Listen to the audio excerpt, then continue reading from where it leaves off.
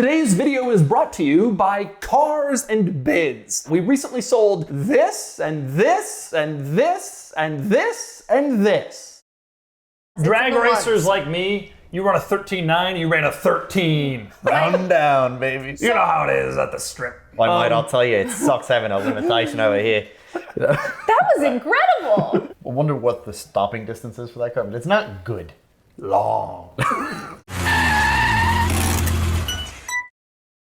This is Doug DeMuro. I'm Kennan from Cars and Bids. And I'm Alanis King, being a car expert. Alanis is a car expert. Kennan is a car expert. I am a car expert. I'm a car enthusiast, thank you. There you go. Oh, okay. Today we're going to discuss whether modern sports cars and supercars are too fast. This is a topic they brought up sometimes. People are like, oh, cars have gotten so fast. You can't really use them. They're fun. They're dangerous. I don't know. Doug, that's a really great opinion. That's it. Good night, everybody. Goodbye. Thanks for tuning in. You really took sides on that one. Yeah, I don't know. The one thing I'll say about this is I feel like people have been saying this for years. Yeah. Like in 1996, people were like, that 911 Turbo to 064 seconds. Holy crap. What are we going to do? Think of the children. Think of the children. Like this car. Now they're doing 060 in 1. They're remaking Nevada to 060 like 1. I don't know, something like that. I don't know what it really is. Deeply accurate. It might be terrifying. It might be is what 2. it I might be is. off by 100%, but it's still fast. 100%. My personal belief is yes, and for a lot of cars, I think that is true. Like I think that Ferrari 812 is a good example. That car is incredibly fast, but it is manic. You really have to pay attention. If you're going to exploit all of the horsepower of that car, you really have to be paying attention. But by the same token, the Plaid is also like that. Like it's just, if you're going to lay into it, you better make sure the road is straight, that it is dry, that there's nobody in your way. And that's fun initially, but I think that's too fun to really exploit frequently, and that's what I like from a car. So for me, for you, this is a fun issue, not a safety issue. Yes, it's more of a You think fun cars are thing. too fast, they're not fun anymore. I think cars are very safe right now. I'm a big believer in slow car fast, but the cars I like are like between 400 and 500 horsepower.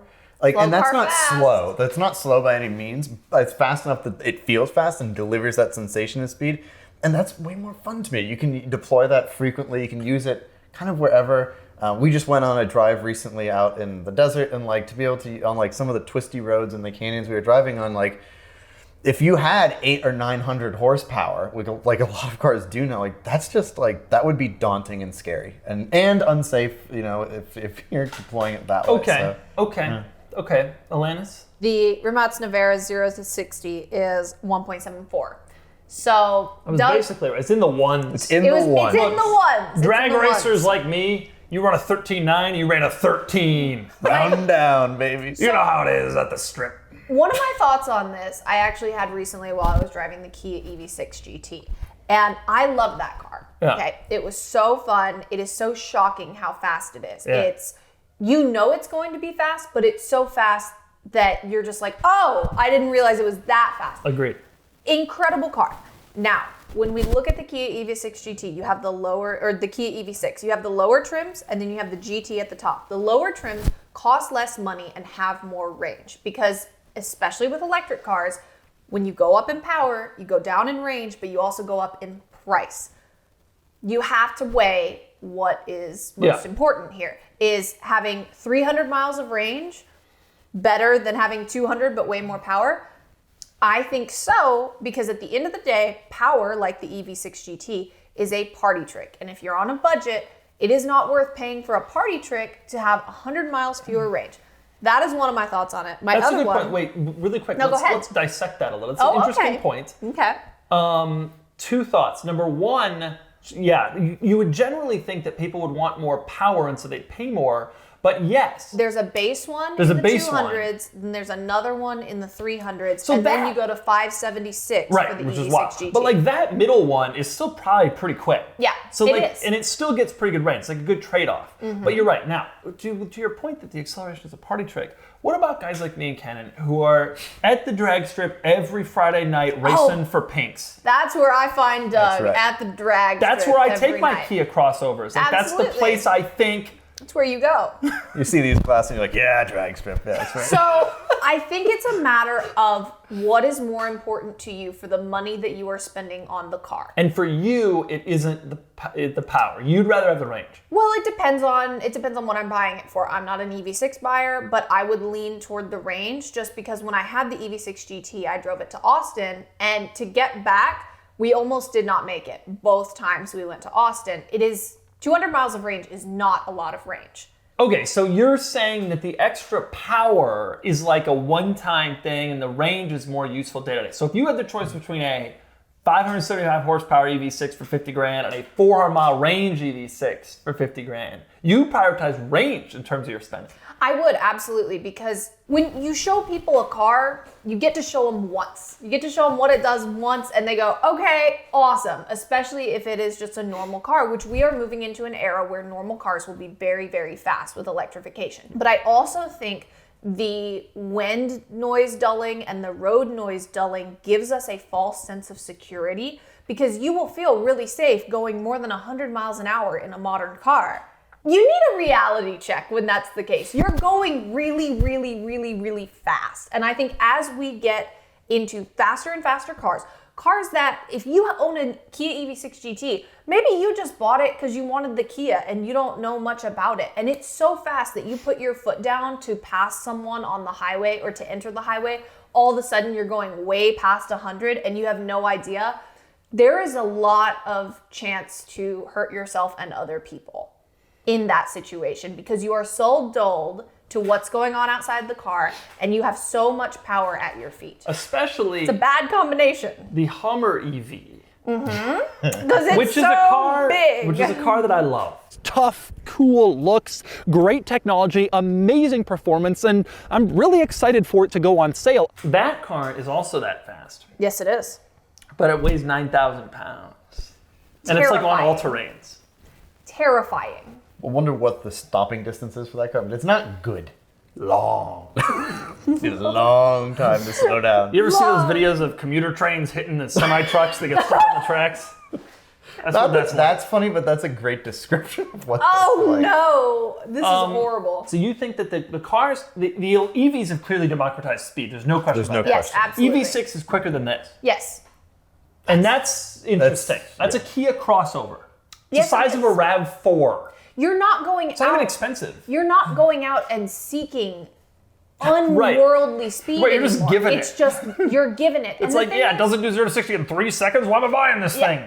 Remember when the Dodge Demon came out and there were reports of the fact that you had to sign a release form upon buying it that you understood that you are driving a missile and you can die. Right. Everyone is going to be driving missiles. You think Kia crossover buyers aren't prepared to handle a 3.4 second? I think Demon buyers aren't prepared to handle it. Well, the Demon's actually okay because all those are sitting in garages under covers. It's so true. But I think people think they are more capable than they are. That is why when we're driving around, we see people with their phones in front of their face because they think they have these reaction times. When you are actually put in this situation where you need to avoid a crash, you're probably going to crash. Seriously, point. I wrote down that my thinking was that from a safety perspective, the answer is no. You know, the title of this was, maybe it still is, I don't know. We'll see. Are modern sports cars too fast? And my thinking was that sports cars make up such a small portion of the market that most of the people who buy them can control them, the 812s and them.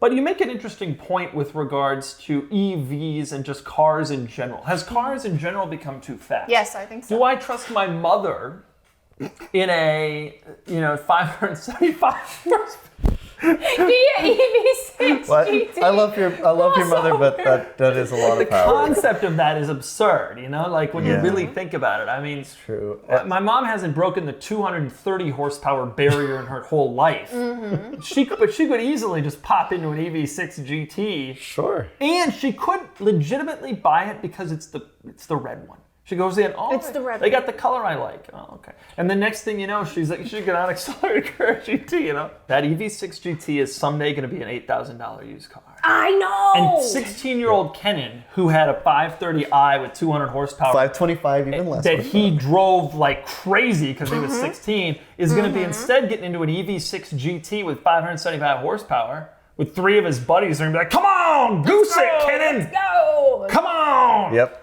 And then, then the battery warning light will come on. The battery will have degraded by then. It won't be anywhere near as fast. I don't know. But Leafs are still 2012 Leafs. They had 64 miles of range. Now they have like 48. So they're still doing. They're right over there. Miev I drove. Yeah. That car still had a ton of its original range. It had 46. You turn on the AC. It had 36. Well, it depends how high you turn it on. Oh. To be I clear. see. Great. Higher is like down to like 25. Turn it all the way on. I'm so serious.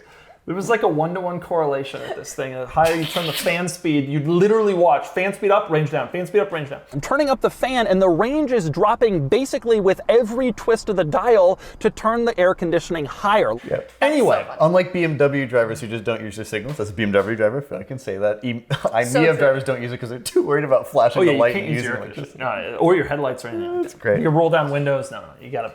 Oh yeah, when we were on our way back in the EV6 GT and we were almost out of range, we started turning everything off. We were like, all right, no fans, no nothing. Yeah, you have to. I think that some of that is just where we are with technology right now. You're so the range is right. going to continue to improve, and you won't have to make that compromising choice. It's going to be very fast and have excellent range. And that you will get 600 horsepower out of your Kia crossover. right. And I tend to fall in this argument more where Kennan is, which is that like I prefer from an enjoyment perspective stuff to be a little less powerful. I agree. right, and like Porsche even has kind of made it as an example. Like with the new GT3, it's not that much more powerful than the last one. It's just they changed a lot of the handling characteristics and added double wishbones and I stuff think like that. even this That's more car important. and my Ford GT are like a little too powerful. I like the 350 to 450 range. I agree. Really Good solid. chassis and a I good agree. transmission. That's like where I want to be. Right, and those cars punch way above their weight class, like the Boxer Spiders. Yeah, is a good Boxer example. Spider, exactly. That car, as we experienced, like shockingly Hangs with fast, this. hangs with this. Yeah, and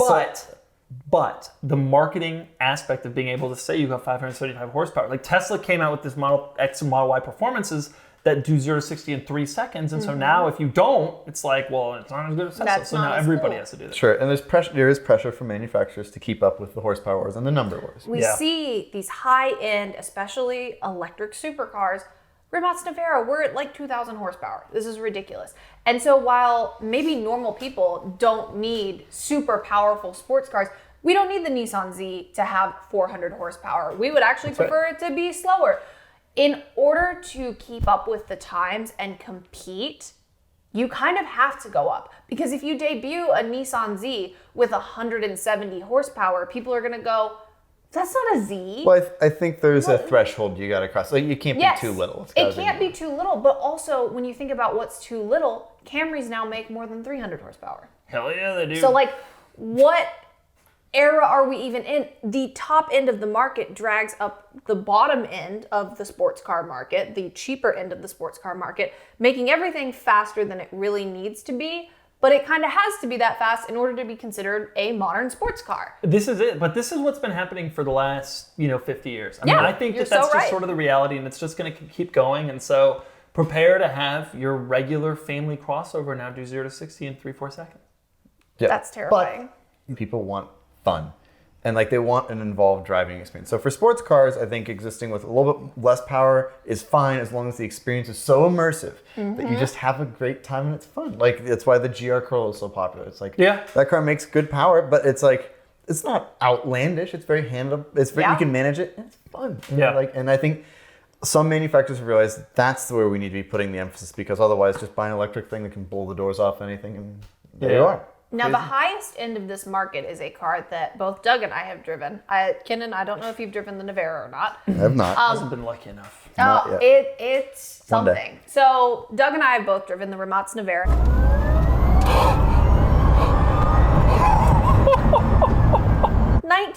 1,914 horsepower electric supercar that is so fast that in order to not be dangerous, you cannot floor it on the road. It's absurd. I got in this car and by the time you get the pedal even slightly down, you're already going 80 to 100 miles an hour. I mean, it's you crazy, can't floor it. but they're also not really, I mean, they're going to make, 200. Those arguments are more reasonable on stuff like the Model Y performance. And putting that level of power into the hands of someone who's trading in a Prius is interesting. And the Plaid and the Hellcats. So I think what will be kind of interesting is legislation going to step in at some point and be like, this is you can't go any more. Certainly for young drivers, I wouldn't be surprised if it is. Australia has some really strict rules that do a good job. They limit, well, good job. Australians watching this are gonna be like, yeah, way, that's BS. I can't curse, but they would. They would. Well, mate, I'll tell you, it sucks having a limitation over here. That was incredible. That's Kennan. That's me, man of many Kennan knows accents. voices. In Ohio, he didn't meet any of those people, so he had He had to pretend make to them be up. be them. There were no like be Germans them. or French. Kennan was his own imaginary friend. It was true. Anyway, the point is this. Maybe cars are too fast. Maybe they aren't. Maybe it would be safer if they were slower. Maybe it wouldn't. That was incredible, Doug. Wow. And you've heard our takes. You can tell us your thoughts, and Kennan will reply. Bye-bye. Bye. Bye. Poor Kennan.